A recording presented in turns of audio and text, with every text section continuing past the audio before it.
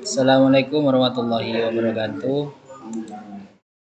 Perkenalkan, nama saya Muhammad Zulimi Sanda, ingin menjelaskan terkait hasil analisis korespondensi menggunakan SPSS, di mana untuk artikel yang saya ambil itu penyebaran penyakit tidak menular berdasarkan wilayah puskesmas di Kota Kediri menggunakan analis korespondensi.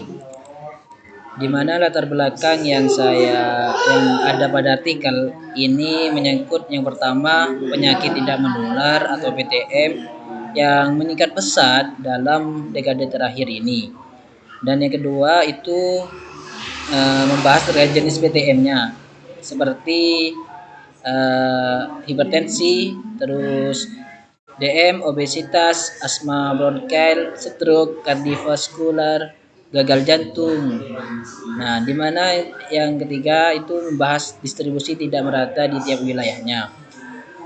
Namun dari artikel ini mempertanyakan apakah ada hubungan antara jenis penyakit dengan wilayah tertentu.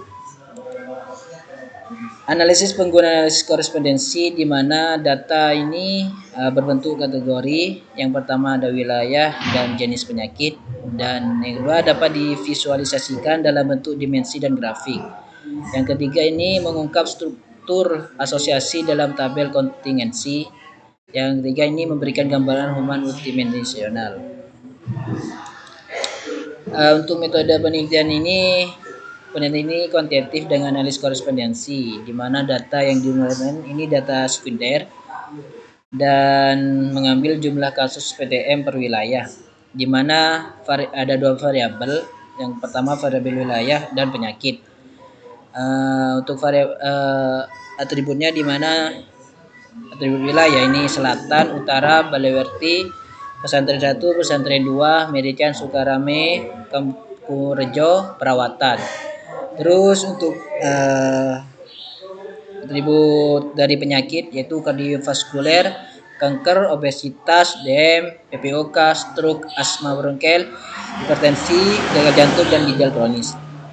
Di mana hasil dari analisis korespondensi dapat dilihat dari korespondensi tabel, di mana ada beberapa atribut dan merek, di mana wilayah selatan, utara, Balewerti, dan seterusnya. Dan untuk atribut ini PTM seperti kardiovaskular, kanker, obesitas, dan terus dapat dilihat dari profil, di mana wilayah selatan ini memiliki banyak penyakit tidak menular di hipertensinya, karena memiliki nilai 0,672 yang artinya lebih besar dari yang lainnya. Terus di wilayah utara ada hipertensi juga dengan nilai 0,63. Di Balewerti di DM dengan nilai 0,432. Terus pesantren itu di DM juga dengan nilai yang terbesar 0,521 dari atribut penyakit tidak menular yang lainnya.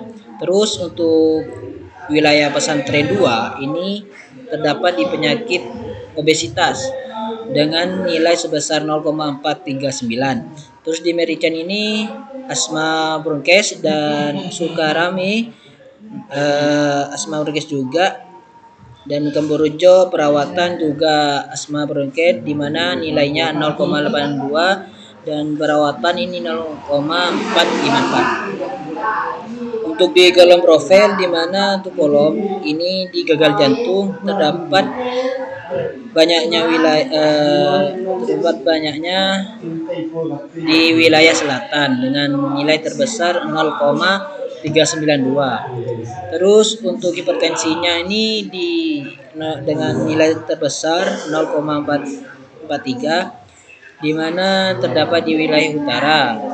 Terus untuk PPOK di Balewerti. Terus untuk DM ini 0,318 di pesantren 1. Untuk obesitas ini terdapat di wilayah pesantren 2. Dari tabel summary dapat kita lihat di proportion of inertia content, di mana kontribusi dimensi pertama ini memiliki nilai yang paling tinggi yaitu 0,633. Dapat dilihat dari TPS signifikan ini 0,000. Artinya penelitian ini signifikan. Dapat dilihat dari overall point-nya, di mana kontribusi dari 0,313, di mana wilayah selatan memiliki kontribusi yang paling banyak. Terus di over column points, di mana untuk penyakit tidak menular ini kontribusi yang paling besar terdapat di hipertensi dengan nilai terbesar 0,528. Dapat dilihat di row and column point symmetrical nerve lesion, di mana atribut itu berwarna biru dan puskesmas itu warna hijau. Dapat dilihat dari wilayah utara yang paling dekat ini stroke, artinya wilayah utara ini banyak keluhan di penyakit tidak menular di stroke. Terus ada ginjal kronis. Terus di puskesmas wilayah selatan Daci PBOK ini terdapat penyakit tidak menular di DM dan asma bronkail, dan juga ada gagal jantung. Terus terdapat di Kampung Rejo, puskesmas Kampung Rejo ini memiliki banyaknya penyakit tidak menular, ini kanker. Untuk kriteria review terhadap artikel ini, dalam kelebihannya ini menggunakan analisis korespondensi yang sangat tepat sekali ya teman-teman, di mana datanya ini berupa kategori wilayah dan jenis penyakitnya. Terus data yang digunakan ini cukup lengkap dan rinci, ada beberapa wilayah dan penyakit tidak menular yang lainnya. Terus hasil analisis ditampilkan dengan berbagai output, di mana korespondensi, row profile, kolom profile, nilai dimensi hingga overpoint-nya, sehingga pembaca ini bisa memahami hubungan yang ditemukan. Terus untuk kekurangan dari artikel ini, interpretasinya masih cenderung deskriptif dan belum membahas lebih dalam implikasi kesehatan masyarakat atau faktor biologis lainnya. Terus untuk pelajaran yang bisa dipetik ini setelah menjaga ini, dapat dibimbang bahwa analisis korespondensi ini merupakan sebuah alat statistik yang sangat bermanfaat untuk menganalisis data kategori, di mana metode ini mampu memperlihatkan pola asosiasi antara jenis penyakit dan wilayah.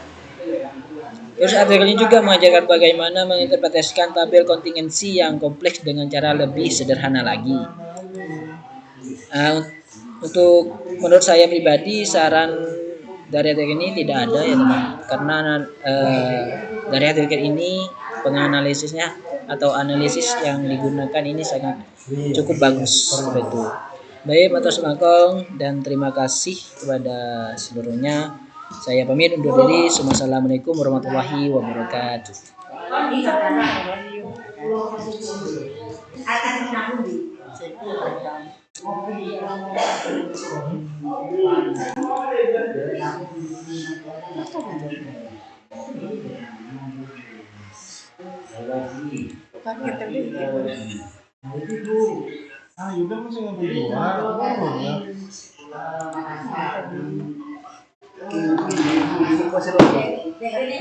Ucapan